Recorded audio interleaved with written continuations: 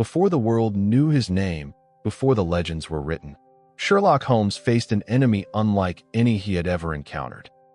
Not a murderer, not a thief, but a mind so cold, so calculating, that even Holmes himself spoke of him with a kind of uneasy admiration. London's shadows trembled at whispers of this man, a phantom architect of crime, unseen, unheard, yet everywhere. The one foe who could stand on equal ground with Sherlock Holmes, and perhaps even outstep him. Tonight, we enter the final chapter of an extraordinary struggle between two brilliant minds, one driven by logic and justice, the other by power and absolute control. This is the story Watson vowed he might never tell, a story born from danger, fear, and loyalty stronger than steel. No spoilers, no forewarning. Only the truth as Watson lived it, moment by moment, breath by breath, beside the greatest detective the world has ever known. Before we enter the story, please like and subscribe. It keeps the lantern lit for future mysteries on Whispered Pages. The Final Problem by Sir Arthur Conan Doyle starts now. It is with a heavy heart that I take up my pen to write these the last words in which I shall ever record the singular gifts by which my friend Mr. Sherlock Holmes was distinguished. In an incoherent and, as I deeply feel, an entirely inadequate fashion, I have endeavored to give some account of my strange experiences in his company from the chance which first brought us together at the period of the study in Scarlet, up to the time of his interference in the matter of the naval treaty. An interference which had the unquestionable effect of preventing a serious international complication. It was my intention to have stopped there, and to have said nothing of that event which has created a void in my life which the lapse of 2 years has done little to fill. My hand has been forced, however, by the recent letters in which Colonel James Moriarty defends the memory of his brother, and I have no choice but to lay the facts before the public exactly as they occurred. I alone know the absolute truth of the matter, and I am satisfied that the time has come when no good purpose is to be served by its suppression. As far as I know, there have been only 3 accounts in the public press: that in the Journal de Genevie on May 6, 1891, the Reuters dispatch in the English papers on May 7th, and finally the recent letters to which I have alluded. Of these the first and second were extremely condensed, while the last is, as I shall now show, an absolute perversion of the facts. It lies with me to tell for the first time what really took place between Professor Moriarty and Mr. Sherlock Holmes. It may be remembered that after my marriage and my subsequent start in private practice, the very intimate relations which had existed between Holmes and myself became to some extent modified. He still came to me from time to time when he desired a companion in his investigation, but these occasions grew more and more seldom, until I find that in the year 1890 there were only 3 cases of which I retained any record. During the winter of that year and the early spring of 1891, I saw in the papers that he had been engaged by the French government upon a matter of supreme importance, and I received 2 notes from Holmes, dated from Narbonne and from Nîmes, from which I gathered that his stay in France was likely to be a long one. It was with some surprise, therefore, that I saw him walk into my consulting room upon the evening of April 24th. It struck me that he was looking even paler and thinner than usual. "Yes, I have been using myself up rather too freely," he remarked, in answer to my look rather than to my words. "I have been a little pressed of late. Have you any objection to my closing your shutters?" The only light in the room came from the lamp upon the table at which I had been reading. Holmes edged his way round the wall, and flinging the shutters together, he bolted them securely. "You are afraid of something?" I asked. "Well, I am." "Of what?" "Of air guns." "My dear Holmes, what do you mean?"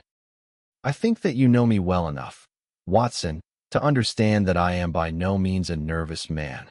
At the same time, it is stupidity rather than courage to refuse to recognize danger when it is close upon you.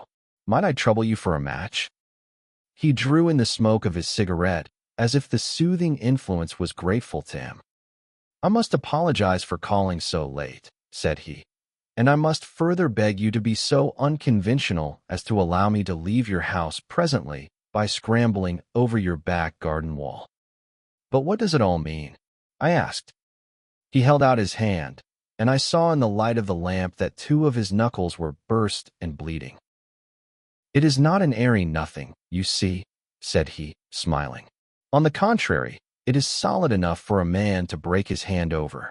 Is Mrs. Watson in?" "She is away upon a visit." "Indeed. You are alone." "Quite. Then it makes it the easier for me to propose that you should come away with me for a week to the continent." "Where?" "Oh, anywhere. It's all the same to me." There was something very strange in all this. It was not Holmes's nature to take an aimless holiday, and something about his pale, worn face told me that his nerves were at their highest tension. He saw the question in my eyes, and, putting his fingertips together and his elbows upon his knees, he explained the situation. "You have probably never heard of Professor Moriarty," said he. "Never." "There's the genius and the wonder of the thing," he cried. "The man pervades London, and no one has heard of him. That's what puts him on a pinnacle in the records of crime. I tell you, Watson, in all seriousness, that if I could beat that man, if I could free society of him, I should feel that my own career had reached its summit, and I should be prepared to turn to some more placid line in life. Between ourselves, the recent cases in which I have been of assistance to the royal family of Scandinavia and to the French Republic have left me in such a position that I could continue to live in the quiet fashion which is most congenial to me, and to concentrate my attention upon my chemical researches. But I could not rest, Watson. I could not sit quiet in my chair, if I thought that such a man as Professor Moriarty were walking the streets of London unchallenged." "What has he done, then?" "His career has been an extraordinary one. He is a man of good birth and excellent education, endowed by nature with a phenomenal mathematical faculty. At the age of 21 he wrote a treatise upon the binomial theorem, which has had a European vogue.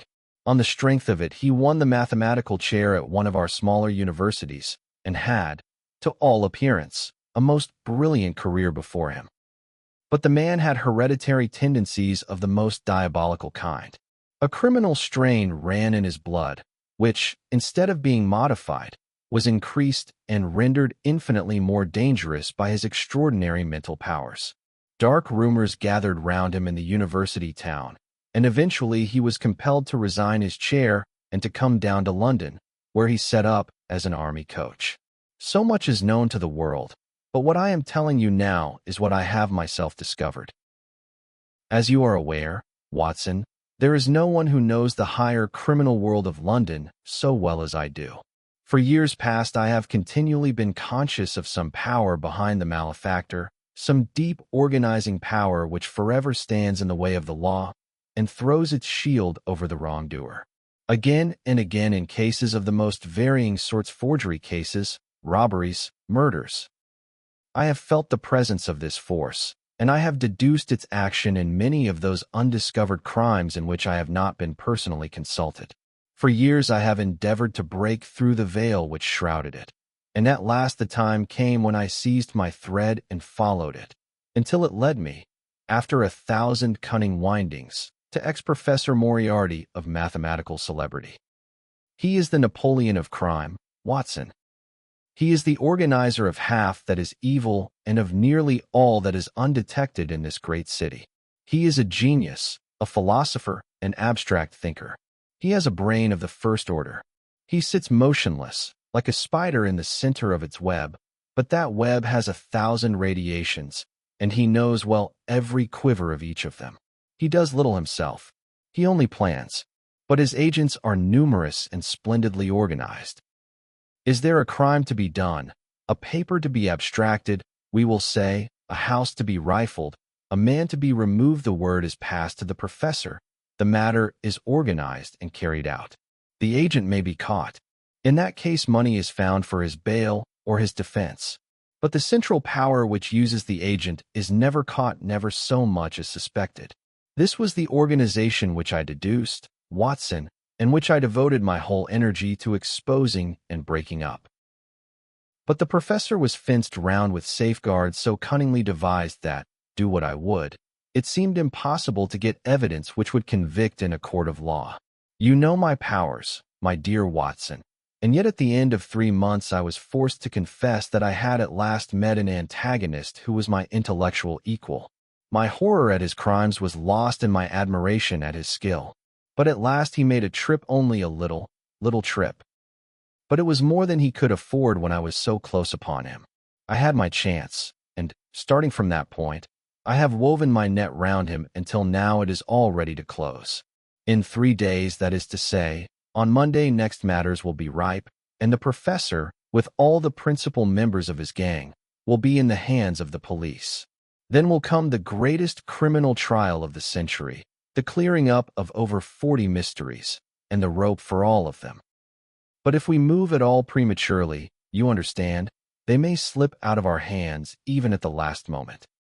Now, if I could have done this without the knowledge of Professor Moriarty, all would have been well. But he was too wily for that. He saw every step which I took to draw my toils round him. Again and again he strove to break away, but I as often headed him off. I tell you, my friend, that if a detailed account of that silent contest could be written, it would take its place as the most brilliant bit of thrust and parry work in the history of detection.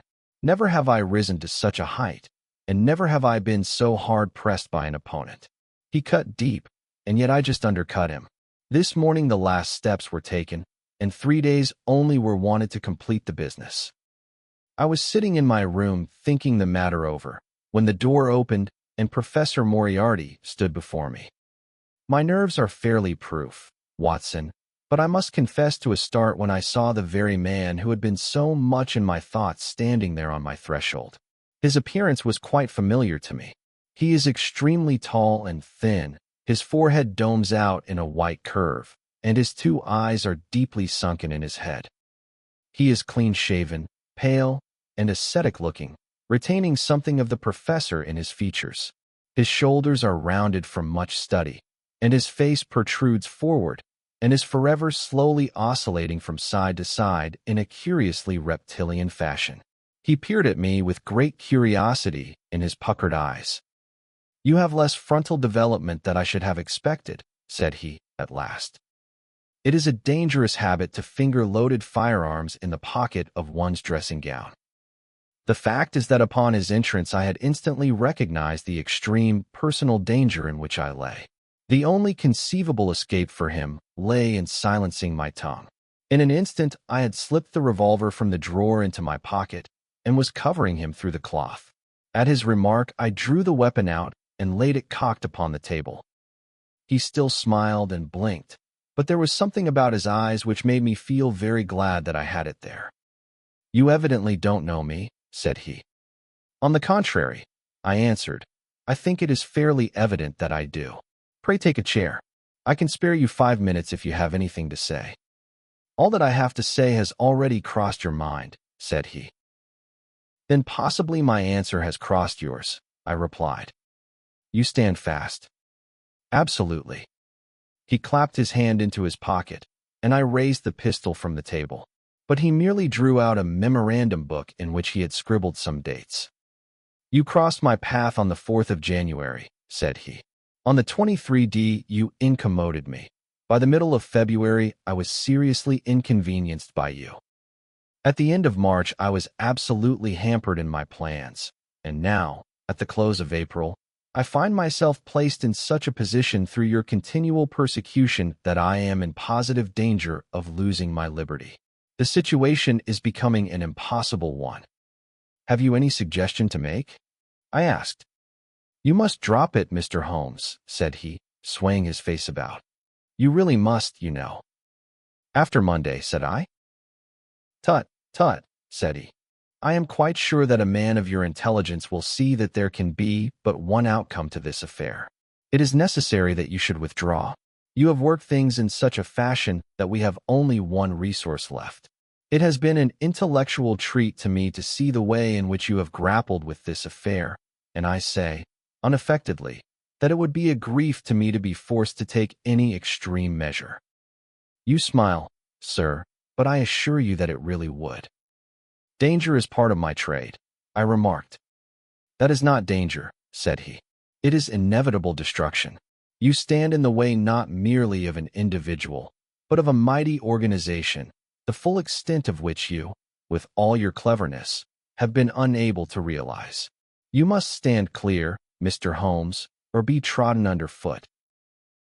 I am afraid, said I, rising, that in the pleasure of this conversation I am neglecting business of importance which awaits me elsewhere.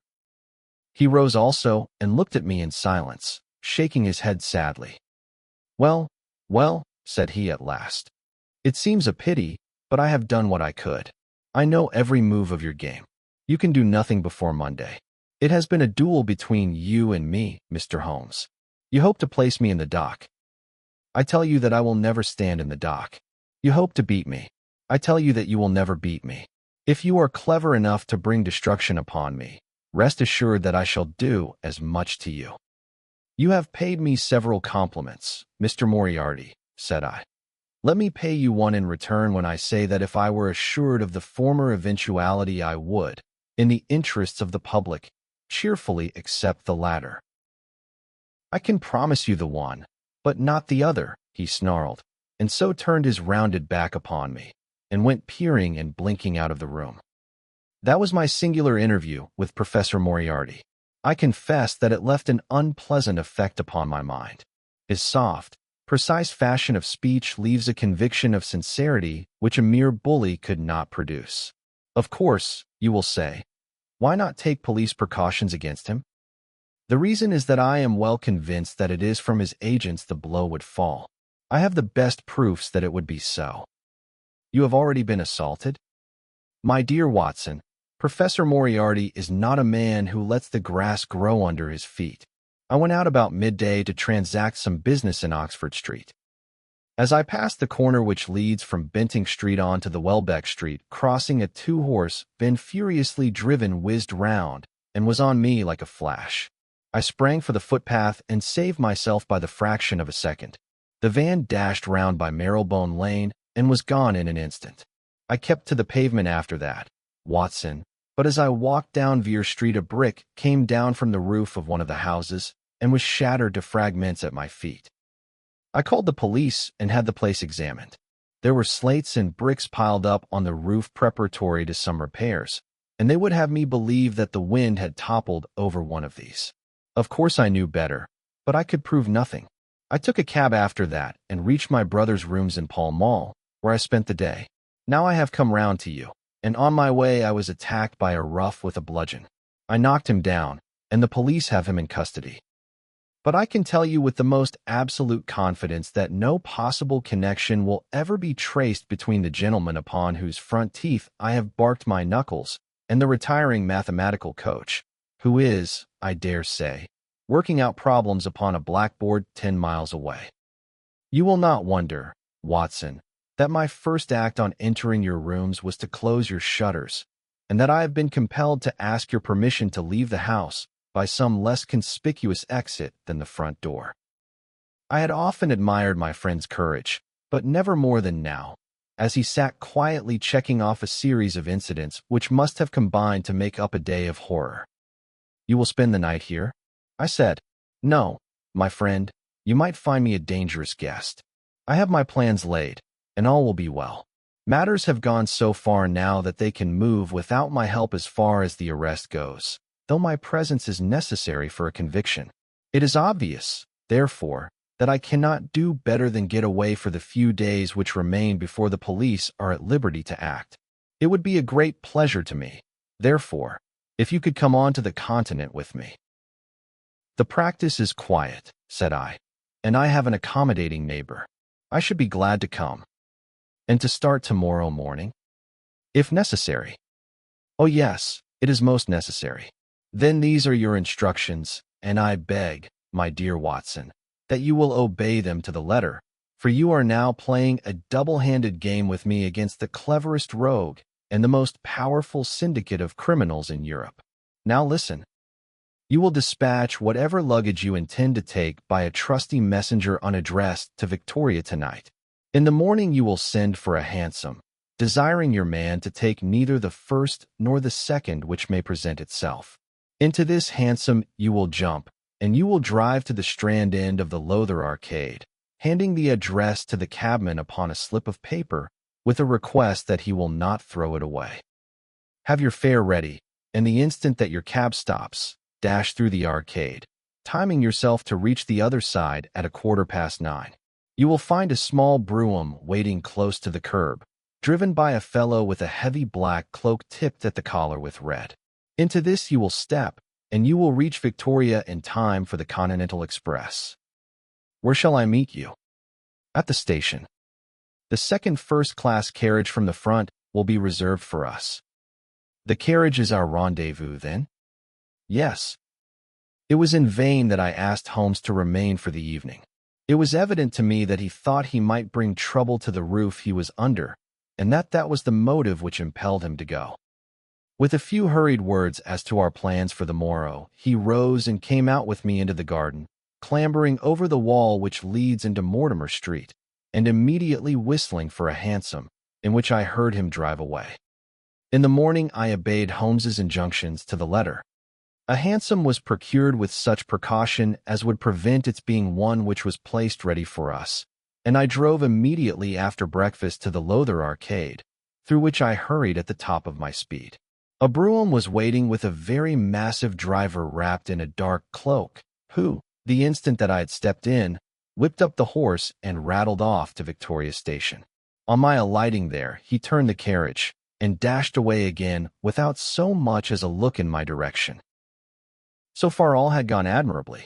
My luggage was waiting for me, and I had no difficulty in finding the carriage which Holmes had indicated, the less so as it was the only one in the train which was marked engaged. My only source of anxiety now was the non-appearance of Holmes. The station clock marked only 7 minutes from the time when we were due to start. In vain I searched among the groups of travelers and leave-takers for the lithe figure of my friend. There was no sign of him. I spent a few minutes in assisting a venerable Italian priest who was endeavoring to make a porter understand, in his broken English, that his luggage was to be booked through to Paris. Then, having taken another look round, I returned to my carriage, where I found that the porter, in spite of the ticket, had given me my decrepit Italian friend as a traveling companion. It was useless for me to explain to him that his presence was an intrusion, for my Italian was even more limited than his English, so I shrugged my shoulders resignedly and continued to look out anxiously for my friend. A chill of fear had come over me, as I thought that his absence might mean that some blow had fallen during the night. Already the doors had all been shut and the whistle blown, when— "My dear Watson," said a voice, "you have not even condescended to say good morning." I turned in uncontrollable astonishment. The aged ecclesiastic had turned his face towards me. For an instant the wrinkles were smoothed away, the nose drew away from the chin, the lower lip ceased to protrude, and the mouth to mumble. The dull eyes regained their fire. The drooping figure expanded. The next the whole frame collapsed again, and Holmes had gone as quickly as he had come. "Good heavens!" I cried. "How you startled me!" "Every precaution is still necessary," he whispered. "I have reason to think that they are hot upon our trail. Ah, there is Moriarty himself." The train had already begun to move as Holmes spoke. Glancing back, I saw a tall man pushing his way furiously through the crowd and waving his hand as if he desired to have the train stopped. It was too late, however, for we were rapidly gathering momentum, and an instant later had shot clear of the station. "With all our precautions, you see that we have cut it rather fine," said Holmes, laughing.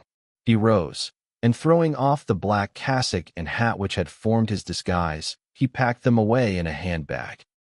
"Have you seen the morning paper, Watson?" "No." "You haven't seen about Baker Street, then?" "Baker Street? They set fire to our rooms last night. No great harm was done." "Good heavens, Holmes, this is intolerable. They must have lost my track completely after their bludgeon man was arrested.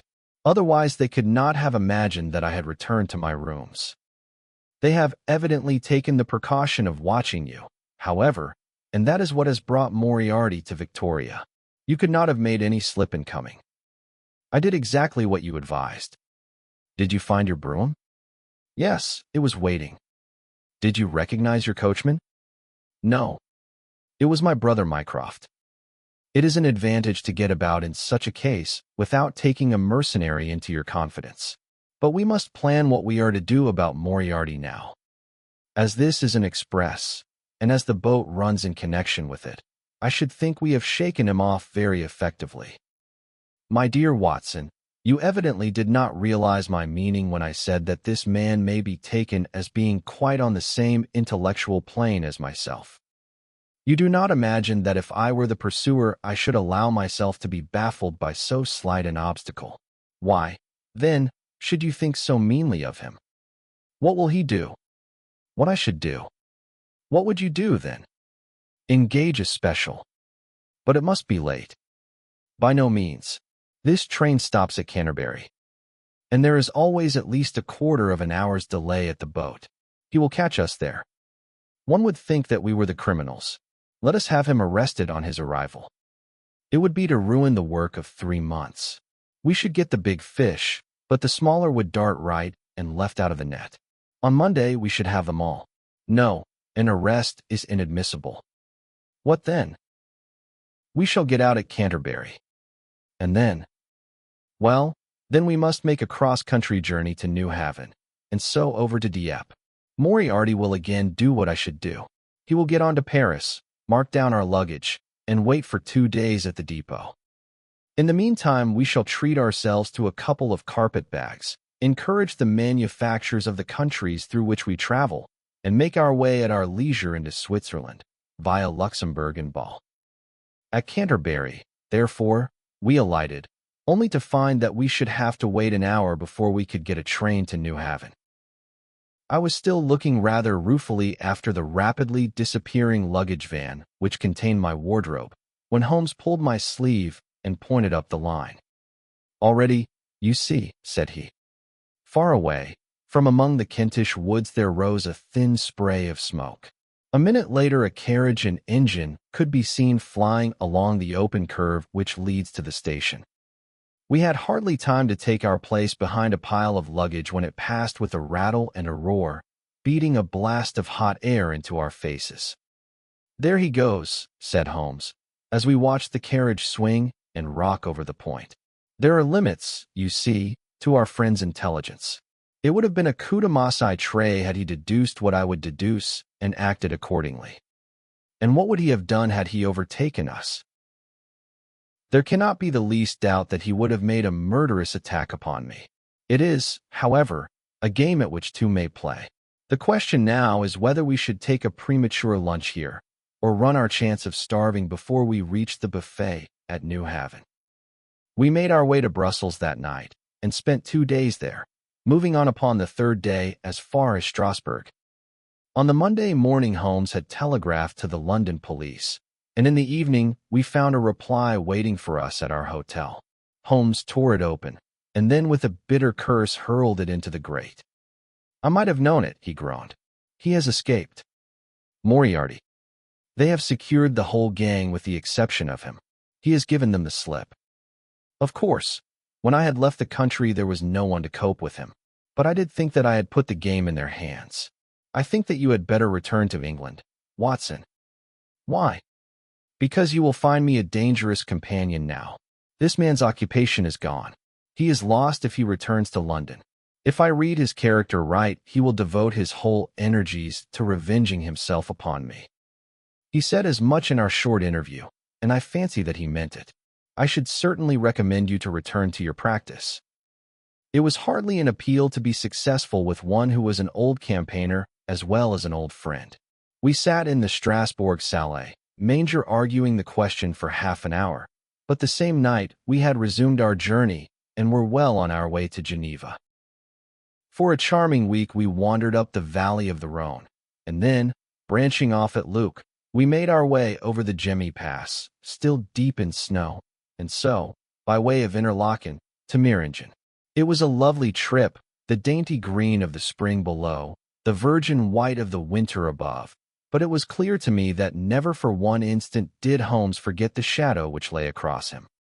In the homely alpine villages or in the lonely mountain passes, I could tell by his quick glancing eyes and his sharp scrutiny of every face that passed us, that he was well convinced that, walk where we could not walk ourselves clear of the danger which was dogging our footsteps. Once, I remember, as we passed over the Gemmi and walked along the border of the melancholy Dobbin Sea, a large rock which had been dislodged from the ridge upon our right clattered down and roared into the lake behind us. In an instant Holmes had raced up onto the ridge, and, standing upon a lofty pinnacle, craned his neck in every direction. It was in vain that our guide assured him that a fall of stones was a common chance in the springtime at that spot. He said nothing, but he smiled at me with the air of a man who sees the fulfillment of that which he had expected. And yet for all his watchfulness he was never depressed.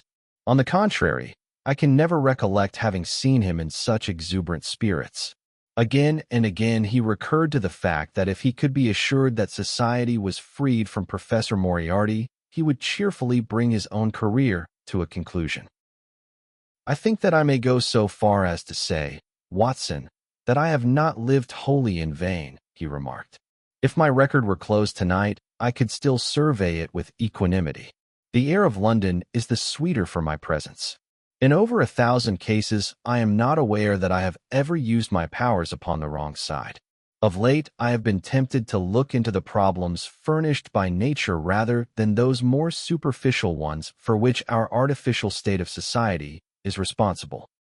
Your memoirs will draw to an end, Watson, upon the day that I crown my career by the capture or extinction of the most dangerous and capable criminal in Europe.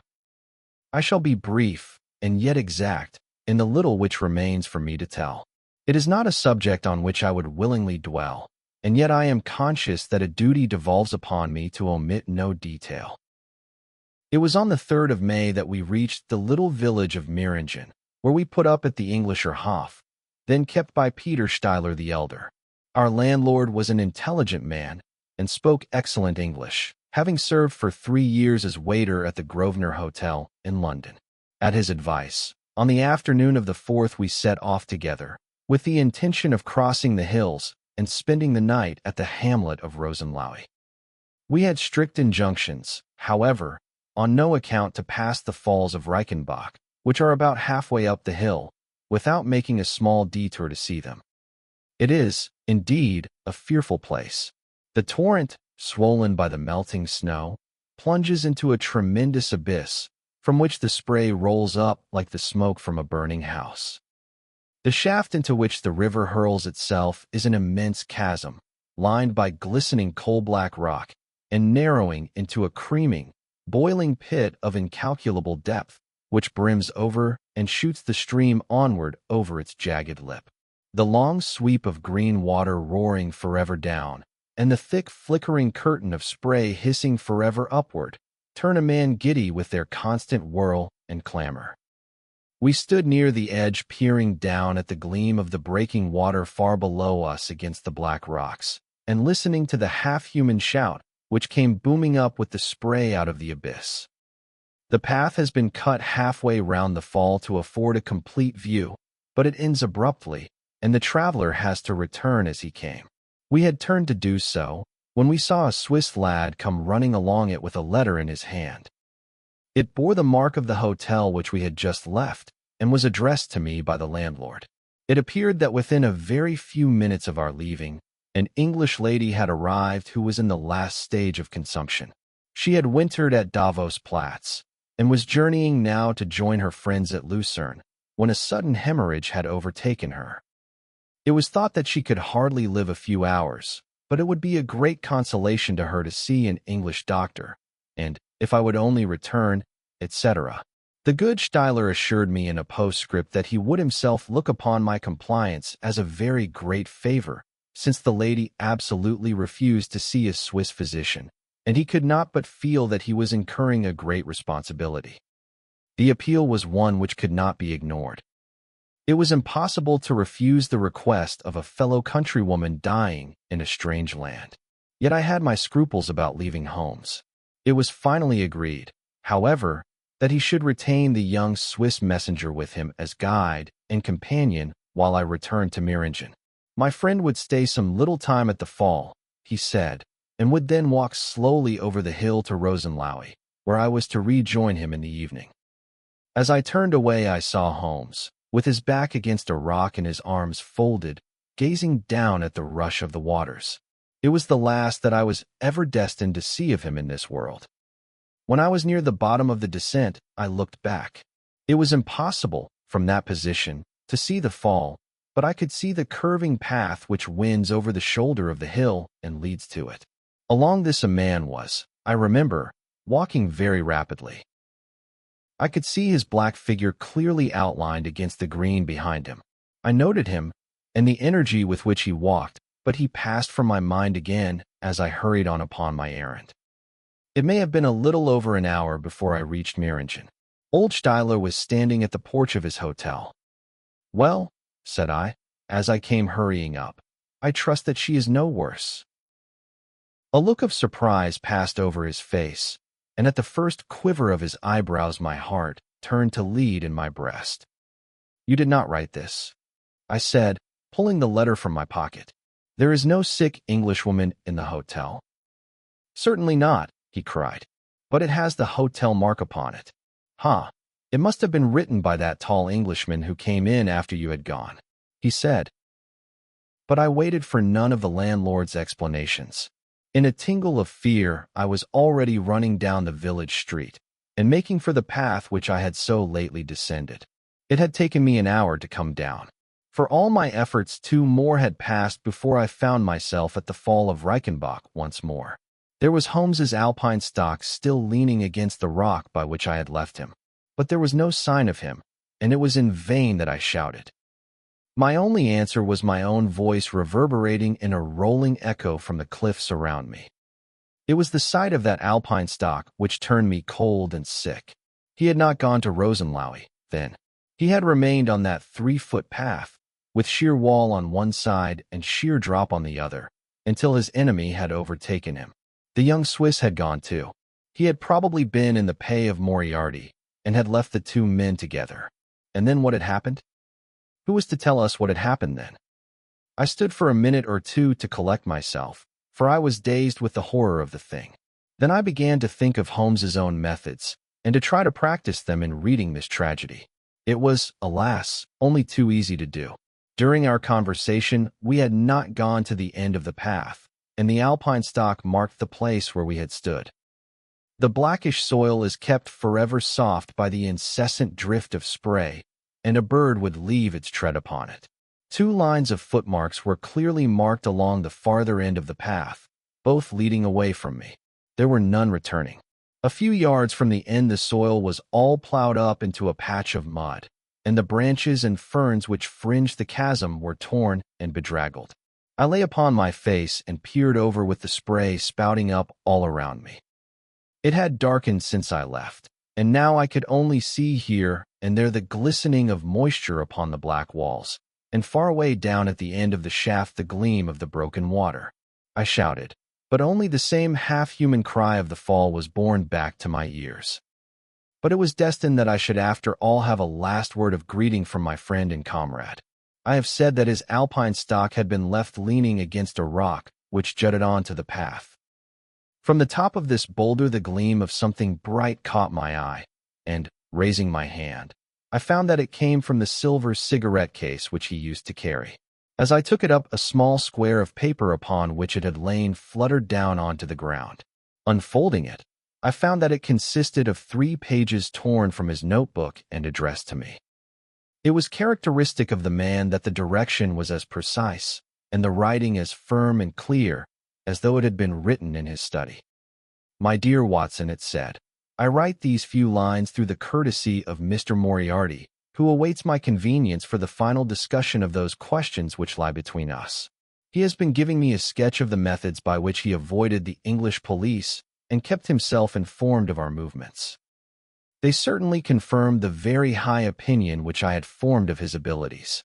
I am pleased to think that I shall be able to free society from any further effects of his presence, though I fear that it is at a cost which will give pain to my friends, and especially, my dear Watson, to you. I have already explained to you, however, that my career had in any case reached its crisis, and that no possible conclusion to it could be more congenial to me than this. Indeed, if I may make a full confession to you, I was quite convinced that the letter from Meiringen was a hoax, and I allowed you to depart on that errand under the persuasion that some development of this sort would follow. Tell Inspector Patterson that the papers which he needs to convict the gang are in Pigeonhole M, done up in a blue envelope, and inscribed Moriarty. I made every disposition of my property before leaving England, and handed it to my brother Mycroft. Pray give my greetings to Mrs. Watson, and believe me to be, my dear fellow, very sincerely yours, Sherlock Holmes. A few words may suffice to tell the little that remains.